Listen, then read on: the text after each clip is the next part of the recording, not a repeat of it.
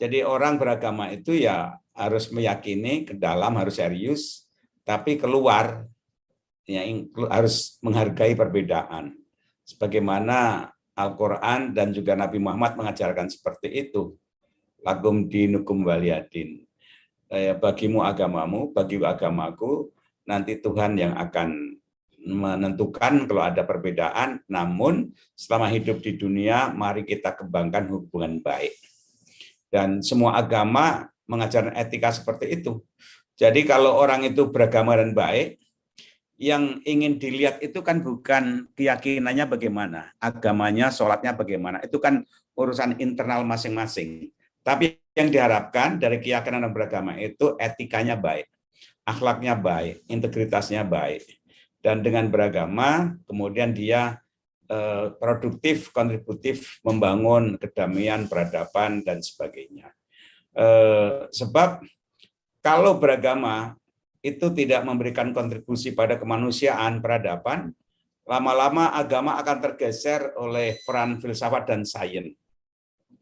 Karena sekarang banyak problem pertanyaan hidup yang dijawab oleh sains. Sains mulai bicara hal-hal yang dulunya wilayah agama, sekarang diambil oleh agama. Lebih-lebih sekarang ada neurosciences dan sebagainya. Maka pertanyaannya kemudian kalau agama kok hanya ribut terus, ya nggak usah beragamalah, akan gitu lama-lama saintis akan begitu. Dan orang-orang sekuler seperti itu. Meskipun nyatanya agama itu tidak pernah mati. Hanya saja peran agama itu akan dihadapkan pada tantangan problem baru sehingga akan muncul berbagai interpretasi tafsiran. Sejarah agama itu sejarah tafsiran. Dalam Islam itu sangat kuat tradisi penafsiran. Teksnya Al-Qur'annya ya itu aja. Tapi kitab-kitab tafsir itu kalau ditumpuk mungkin lebih tinggi dari patung Monas kali itu. Betapa banyaknya tafsiran-tafsiran itu. Dan itulah salah satu ciri kekayaan dari tradisi Islam. Sumbernya sama, tapi tafsirannya kaya sekali. Nah, tafsiran itu bisa dimunculkan atau terlahir karena perdebatan, karena diskusi, karena perjumpaan, macam-macam. Dan kita menyaksikan di Indonesia ini cukup menarik bahwa terdapat lapisan-lapisan budaya peradaban keagamaan. Dulu ada agama lokal, kemudian muncul Hindu-Buddha, kemudian datang Islam, datang lagi Kristiani, sekarang Konghucu, kemudian datang paham-paham yang mungkin spiritualisme tanpa agama. Kita tidak bisa untuk menolak karena dunia semakin terhubung. Nah, malam hari ini kita ingin mendengarkan, kita tidak untuk berdebat ya. Kalau ada orang berdebat ya itu sah-sah saja, karena orang berdebat itu kan kadang-kadang memang mengasihkan. Ada orang nggak hobi berdebat tuh ada kok. Dan kadang-kadang saya ngikutin juga di YouTube yang kadang-kadang sedang berdebat, itu sah-sah saja. Sepanjang dalam batas wacana, tidak fisik sih sah-sah saja bagi saya. Tapi urban sufism ini bukan forum untuk berdebat, tapi untuk memperluas wawasan, pengkayaan wawasan. Kita dengarkan. Di Amerika itu kalau ngomong Islam, kita sering mengatakan, wah itu nggak pas. Mengapa? Karena mayoritas itu kecenderungannya tidak mau mempelajari minoritas. Tapi minoritas cenderung mempelajari mayoritas. Jadi kalau di Barat, Islam sering disalahpahami. Nah di Indonesia juga begitu, karena orang Islam itu mayoritas, jarang sekali kita mempelajari agama minoritas. Misalnya bagaimana teologi Yahudi, bagaimana kepercayaan kelompok-kelompok, itu umat Islam kan tidak tertarik. Ya untuk apa? Mempelajari agamanya aja masih banyak nggak tamat-tamat, masa mempelajari agama lain untuk apa? Termasuk juga mempelajari agama Kristiani untuk apa? Sebagaimana juga di Amerika ngapain belajar Islam, orang Thailand juga ngapain belajar Islam. Jadi kecenderungan mayoritas itu memang enggan mendengarkan suara yang minoritas, tapi sering kita kemudian membuat definisi klaim-klaim versi kita sendiri. Nah, kali ini kita ingin mendengarkan paham tauhid, Isa, karena semua agama kan mengajarkan keesaan, tapi kan punya versi konstruksi yang berbeda-beda. Jadi kalau yang mirip ya mungkin aja, tapi kalau memang beda nggak usah disama-samakan. Kalau sama jangan beda-bedakan. Gitu. Jadi kita terima aja apa adanya, karena kita ada ingin berdebat. Ibarat gini ya, kalau ada Asian Games, games itu mesti plural. Sebenarnya agama itu plural, agama-agama. Gitu. Tapi dalam pluralitas itu ada kemiripan, maka ada kelompok games. Tapi yang namanya games itu ada bermacam ragam games. Sebagaimana agama ada bermacam ragam agama. Sehingga dikelompokkan agama-agama. Hanya saja dalam agama-agama itu ada yang spesifik, yang distintif, tapi ada persamaannya. Karena persamaannya sehingga disebut agama-agama. Jadi ada orang yang ingin mencari perbedaannya dipertajam, ada juga orang yang ingin mencari kemiripannya, yaitu terserah kepentingannya, tapi hemat saya yang mempertemukan etika kemanusiaan kita, komitmen kita untuk menjaga perdamaian, persatuan, semangat dialog mencari kebenaran. Walaupun kalau kita bicara kebenaran, itu juga kebenaran yang relatif, masing-masing punya klaim. Karena pada akhirnya agama itu kan diyakini. Udah diyakini, ya sulit kalau kita kemudian menghakimi keyakinan orang. Nah, malam hari ini kita dialog pada tataran intelektual saja. Keyakinan Anda silahkan, masing-masing punya keyakinan, tapi kita ingin mendengarkan untuk wawasan, karena ke depan sekali lagi hubungan antar agama, pemeluk agama itu akan semakin dekat di dunia ini. Penduduk dunia yang 8 miliar, yang sekarang terhubung dengan teknologi digital, ini juga akan menimbulkan satu istilah namanya passing over. Passing over itu orang akan rekreasi, menghadiri, mendengarkan, belanja ke budaya agama lain, tapi nanti pulang ke kampungnya sendiri, ke rumah sendiri. Tapi ketika pulang ke rumah, itu udah tambah wawasan. Ibarat Anda rekreasi ke tempat daerah yang kemana, ke Bali atau kemana, Anda pulang ke rumah, tapi ketika ke rumah, Anda sudah punya memori baru ketika Anda jalan-jalan. Nah, sekarang ini banyak terjadi rekreasi, passing over dalam bidang agama, budaya, dan ilmu pengetahuan. Anda tetap kembali ke rumah masing-masing, tapi Anda punya kesan, punya wawasan. Yang wawasan itu mungkin akan nambah pengkayaan kita dalam memandang kemanusiaan dan keagamaan. Saya rasa itu aja, selamat berdialog. Makasih Mas Bambang partisipasinya. Senang ketemu Anda kembali. Makasih Nin. Kembalikan. Back to you. Terima kasih Prof. Komarudin Hidayat, host Cak Nurian Urban Supism yang sudah memberikan pengantar. Tadi klop ya dengan apa yang direfleksikan oleh Pak Lautaman di depan. Jadi itu menggambarkan sikap kedua, yaitu eksklusif ke dalam tapi inklusif keluar ya. Jadi kita meyakini keyakinan masing-masing, Pak Lautaman sebagai Kristiani gitu ya, tapi menghargai perbedaan dan bisa hidup damai berdampingan dengan Muslim dan berkontribusi pada kemanusiaan. Menarik sekali bahwa ketika agama sebagai minoritas itu cenderung tidak direpresentasikan dengan baik oleh kelompok mayoritas, dan kita di Indonesia mayoritas Muslim, sehingga kemudian agama Kristen sebagai kelompok agama minoritas mungkin direpresentasikan kurang baik atau kurang pas gitu. Sehingga kemudian pada malam hari ini kita akan mendengarkan langsung dari penganut agama sekaligus ahlinya, yaitu Dr. Bambang Nursena.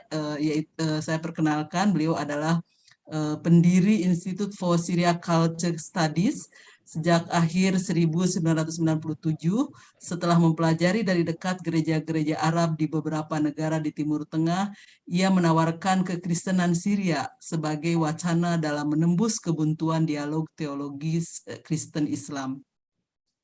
Mengucap terima kasih khususnya pada Pak Komarudin Hidayat karena sudah mengundang dalam acara webinar ini dengan tema monoteisme atau tauhid dalam Bible, dalam Alkitab. Nah, saudara-saudara, sebetulnya kalau kita melihat istilah tauhid atau monoteisme, itu sesungguhnya kan istilah baru ya. Itu pada umumnya diperkenalkan pada masa modern oleh Henry Moore pada abad 17, yang berasal dari kata monos, ya artinya tunggal atau satu, dan theos, yang artinya Allah, jadi keesaan Allah. Meskipun gagasan ini muncul pada zaman kuno, secara khusus sebetulnya kita mengenal tradisi agama-agama Abrahamaik yang memang monoteistik, artinya Tuhan itu digambarkan sebagai personal God. Ada banyak tradisi yang lain yang di luar Abrahamic religion, misalnya monisme atau panteisme atau non-teisme seperti Buddhisme. Nah, saya melihat bahwa memang kata tauhid ini lebih banyak diterapkan dalam khusus untuk saudara-saudara Muslim. Karena memang di Indonesia orang-orang Kristiani tidak akrab dengan bahasa Arab, ya. Tetapi sebetulnya saya ingin mengajukan satu catatan kecil secara etimologis ya dari kutipan Kamus Bahasa Ibrani Arab. Jadi judulnya itu Hamilon HIC. Artinya Al-Qamus Al-Saksiyu, Personal Dictionary, karya dua orang Kristiani sebetulnya yang bernama Yosef Bisara dan Rasad At-Tamneh. Ini diterbitkan di Israel, di mana istilah Ibrani untuk monoteism itu diambil secara harafiah dari bahasa Inggris monotheism. Dan di sana dijelaskan maknanya adalah emunah bil echad, iman kepada Allah yang echad, yang esa. Echad itu paralel dengan kata akad dalam bahasa Arab. Ini bahasa Ibrani. Lalu juga diterjemahkan dengan emunat hayyihud, iman kepada prinsip yang esa, iman kepada yang maha esa. Yang kemudian paralelnya dalam bahasa Arab itu al-iman bi ilahin wahid, iman kepada Tuhan yang esa atau at-tauhid, yaitu monoteisme.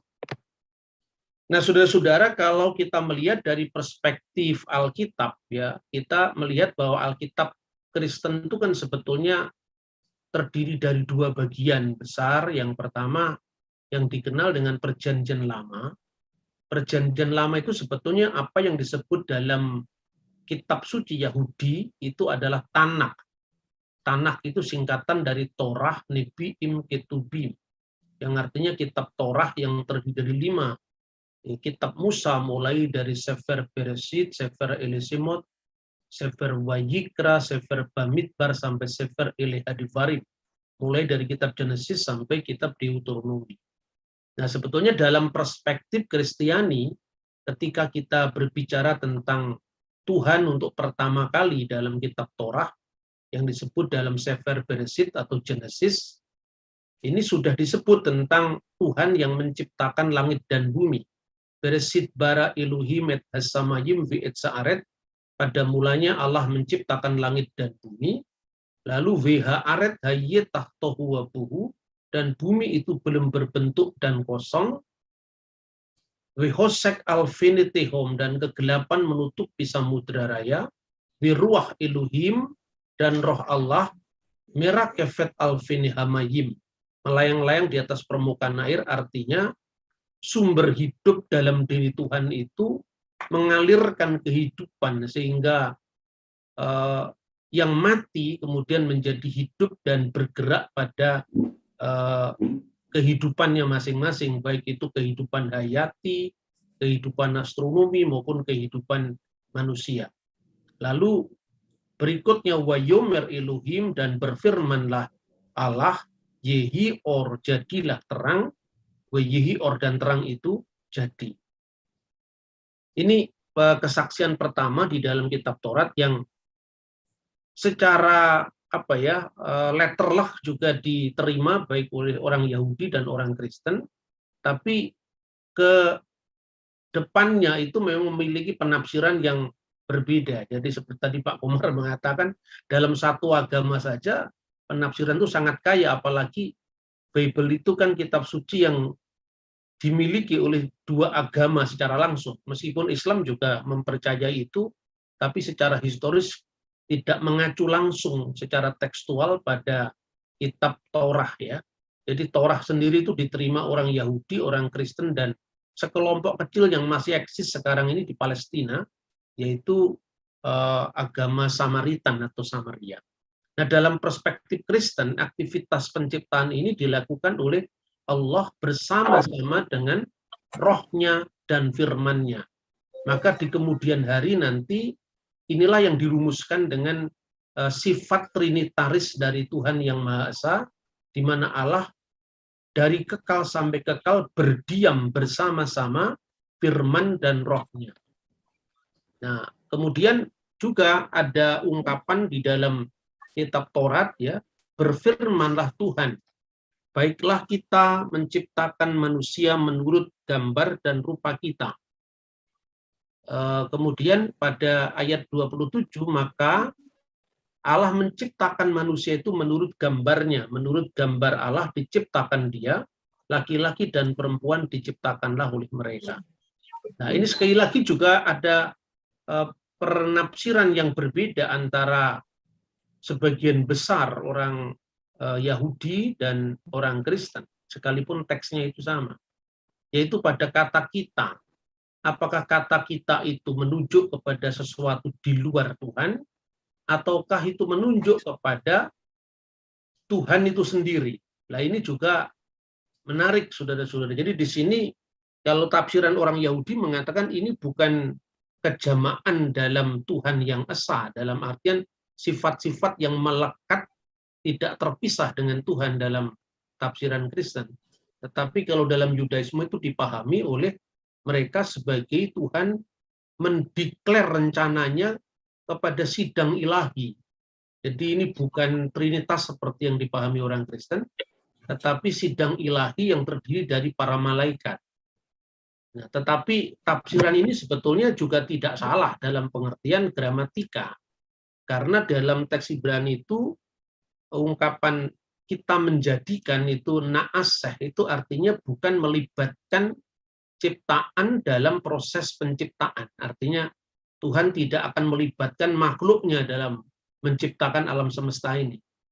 Nah, beberapa orang Kristen menuduh bahwa kalau Tuhan mengajak sidang ilahi untuk menciptakan, berarti malaikat turut menciptakan.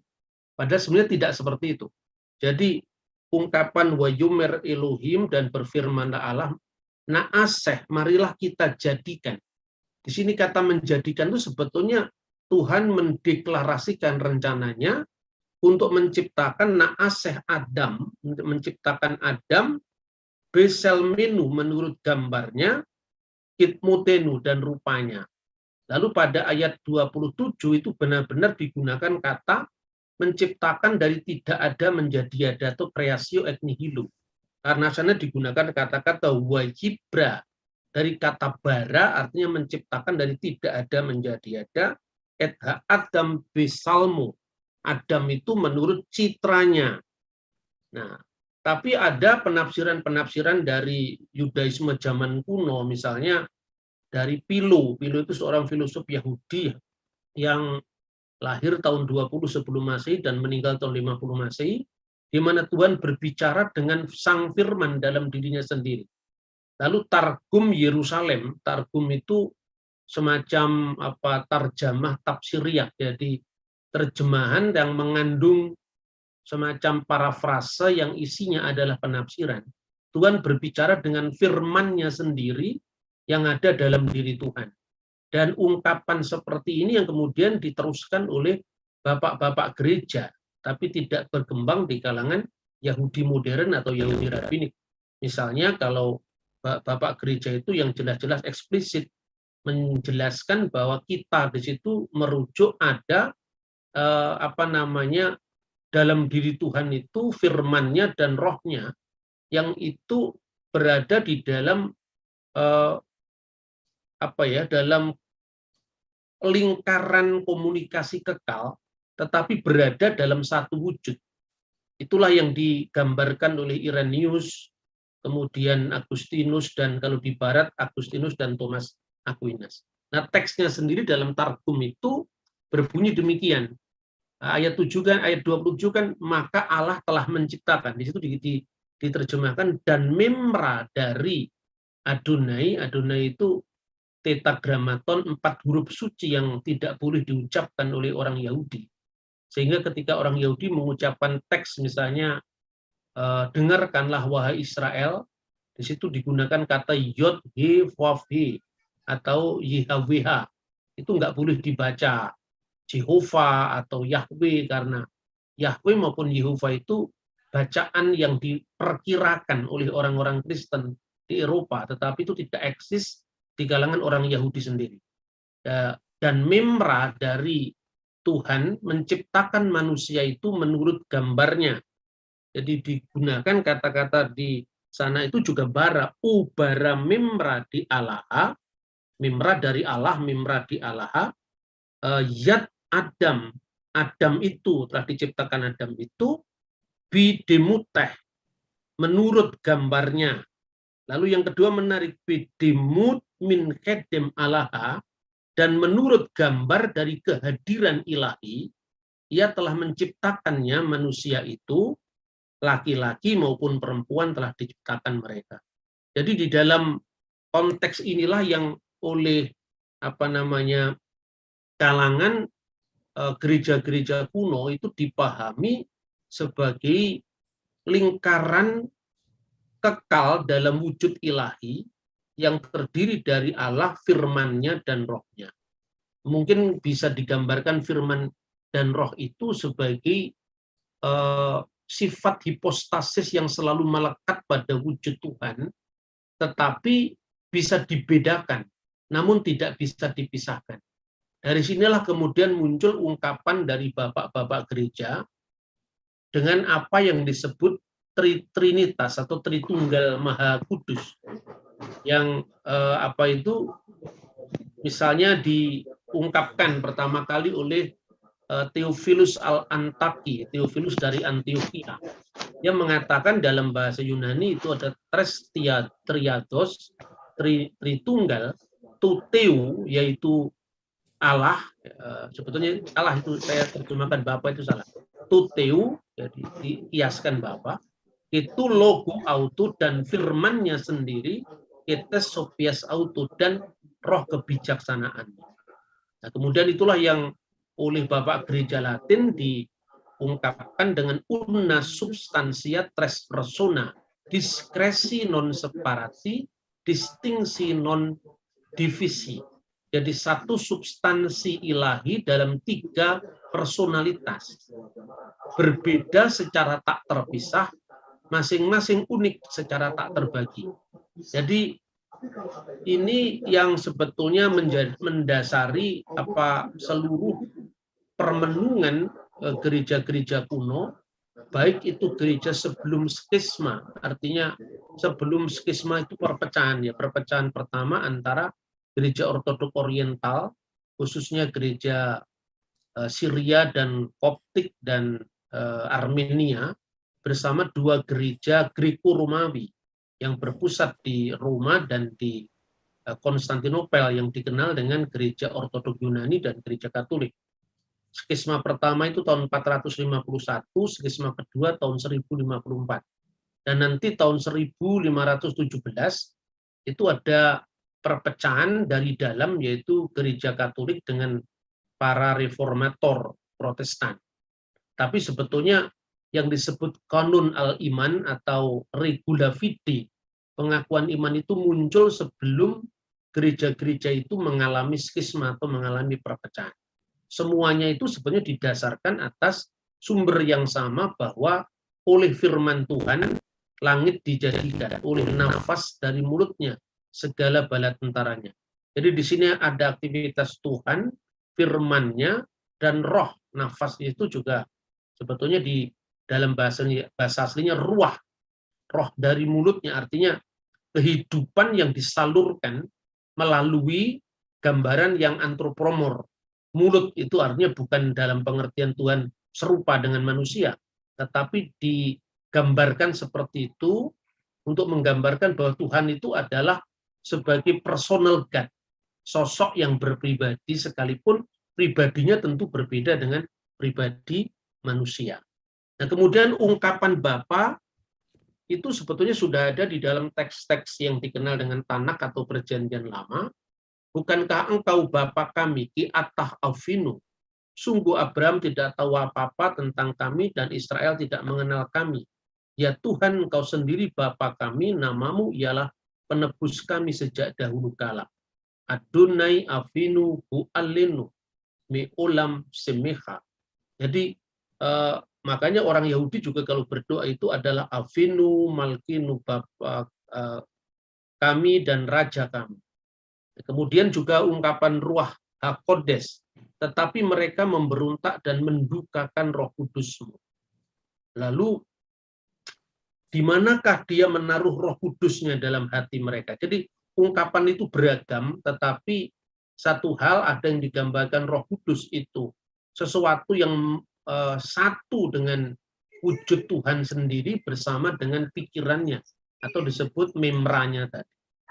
Nah, kemudian dari apa yang tertulis dalam kitab Taurat, kitab Nabi-Nabi itu yang kemudian direfleksikan kembali dalam konteks kedatangan Kristus, kedatangan Yesua HaMasiah atau Isa Al-Masih dalam Perjanjian Baru.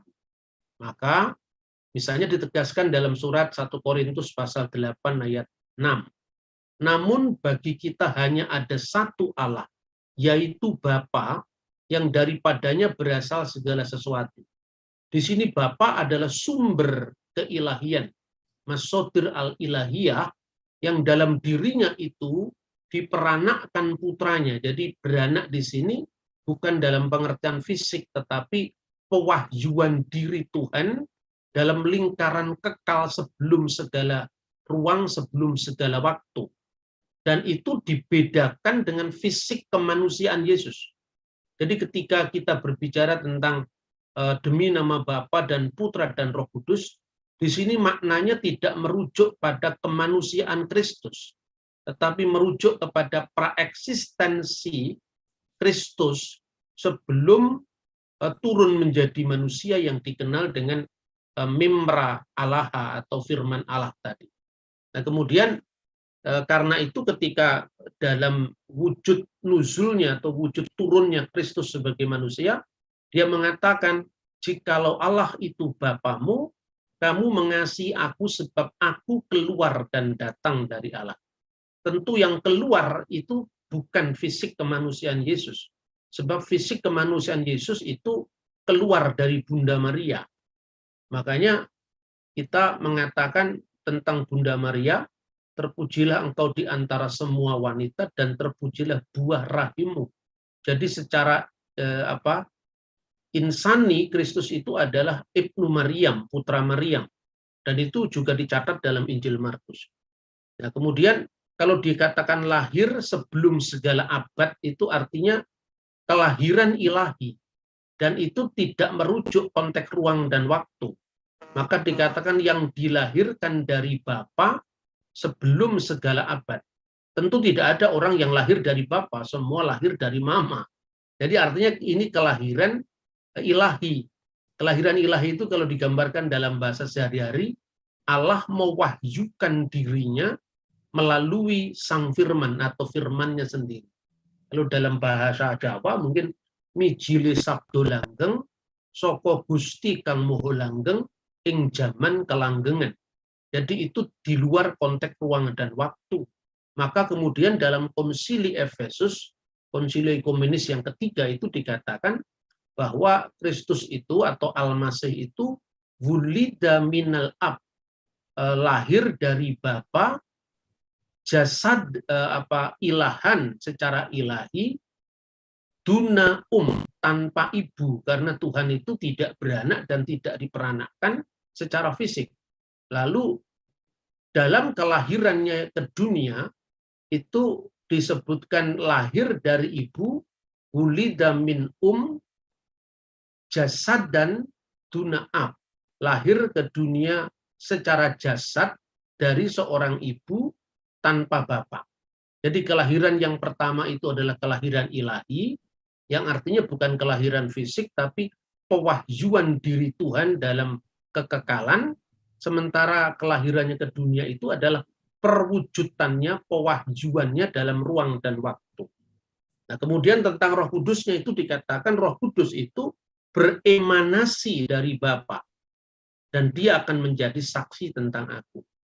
Makanya Bapa, Putra, dan Roh Kudus itu bukan tiga pribadi yang terpisah, sebagaimana yang sering disalahpahami oleh orang awam, tetapi itu kalau di dalam bahasa Kabalah itu Ein Sof, artinya dia yang tak terbatas, yang tidak dibatasi oleh ruang dan waktu.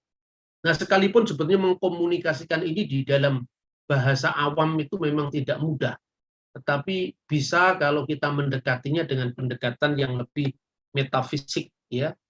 Nah, kira-kira kalau gambarkan secara bagan seperti ini. Jadi Tuhan itu ada sebagai sang pengada. Maka di dalam kitab Taurat itu dalam bahasa Ibrani disebut Ehyeh Asher Ehyeh, yang artinya aku yang ada, yang sudah ada, dan yang akan ada. Keberadaan yang tak terbatas. Nah, keberadaan yang tak terbatas itu eksistensinya disebut atau dikiaskan dengan Bapa. Dan Bapa di sini bukan merujuk kepada gender, tetapi merujuk kepada otoritas, kekuasaan yang biasanya di budaya Timur Tengah itu kan selalu diwakili dengan gender laki-laki, meskipun itu tidak merujuk kepada fisik. Makanya untuk Tuhan dalam bahasa Ibrani selalu digunakan kata ganti diri laki-laki tunggal, atah engkau, atau hu dia laki-laki, sekalipun itu bukan jenis kelamin. Itulah yang ditegaskan dalam Perjanjian Baru, satu Allah yaitu Bapa. Maksudnya sumber keilahian yang dikenal dengan agenetos, yang tidak diperanakkan karena dia menjadi masodir ilahiyah, sumber keilahian. Nah, di dalam diri yang satu itu kemudian lahirlah genetos. Lahirnya ini seperti lahirnya sebuah ide dari pikiran, itu tidak membutuhkan hubungan fisik biologis. Genetosnya itu disebut Sang Putra, satu Tuhan yaitu Yesus Kristus. Nah, kata Tuhan untuk Yesus itu maknanya Roh, maknanya adalah Lord, bukan maknanya God. Kalau maknanya God itu untuk Bapa yang dalam dirinya ada firman-Nya dan Roh-Nya. Tetapi untuk Yesus dalam keberadaannya di dunia itu disebut Lord karena Tuan. Jadi Tuan itu kalau diperuntukkan bagi Allah ya Lord God, tapi kalau diperuntukkan bagi Pangeran Diponegoro ya bisa diterjemahkan pangeran, karena istilah itu dalam bahasa Indonesia kan tidak ada yang ganda. Tapi bahasa Jawa ada Gusti misalnya, Lord bahasa Inggris, Adonai bahasa Ibrani, atau Maria dalam bahasa Aramaik. Kemudian untuk putra itu dikiaskan dengan wiladah, yaitu kelahiran. Yang kelahiran yang non-fisik tadi. Kemudian untuk Roh Kudus disebut prosesi, emanasi atau keluar.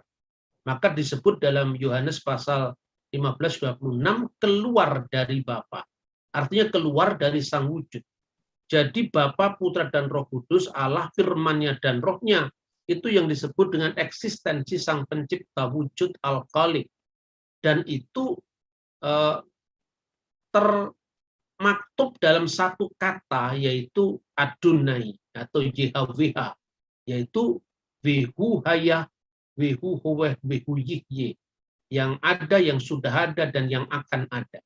Kemudian ketika itu maka dalam kekekalan in the beginning atau Bereshit ya, fil bad'i, Tuhan itu menciptakan ciptaan yang dikenal dengan konsep creatio et nihilo, diciptakan dari ketiadaan. Makanya tadi dari ayat yang awal saya baca, penciptaan itu terjadi oleh rohnya dan firman-Nya. Maka itulah yang disebut wujud al-makhluk atau eksistensi ciptaan yang berkaitan dengan creatio et nihilo, diciptakan dari tidak ada menjadi ada. Itu yang dikenal dengan ada yang diadakan. Jadi ini sebetulnya konsep dasarnya tentang iman Kristiani, tentang tauhid atau monoteisme. Nah, kemudian pembahasan yang kedua itu bagaimana menjadinya firman yang mengatasi ruang dan waktu itu memasuki dimensi ruang dan waktu. Itu menjadi pembahasan dalam kristologi. Karena bagaimana turunnya firman menjadi manusia itulah yang kemudian di dalam gereja kuno dikenal dengan rumusan kristologi bahwa Kristus itu satu kudrat ganda yang berasal dari dua. Sebagai firman, maka firman itu sepenuhnya ilahi, tapi sebagai manusia, maka dia sepenuhnya manusiawi. Sehingga dia dilahirkan, dia mengalami pergumulan dalam konteks kemanusiaannya itu dicobai dan seterusnya. Dalam konteks itu Yesus juga mengatakan Bapa itu lebih besar daripada aku. Inilah yang sebetulnya dibahas dalam istilahnya kristologi atau pembahasan tentang pribadi Sang Kristus. Ya, saya kira demikian yang bisa sampaikan, mungkin nanti bisa lebih dikembangkan dalam tanya jawab. Matur nuwun, terima kasih.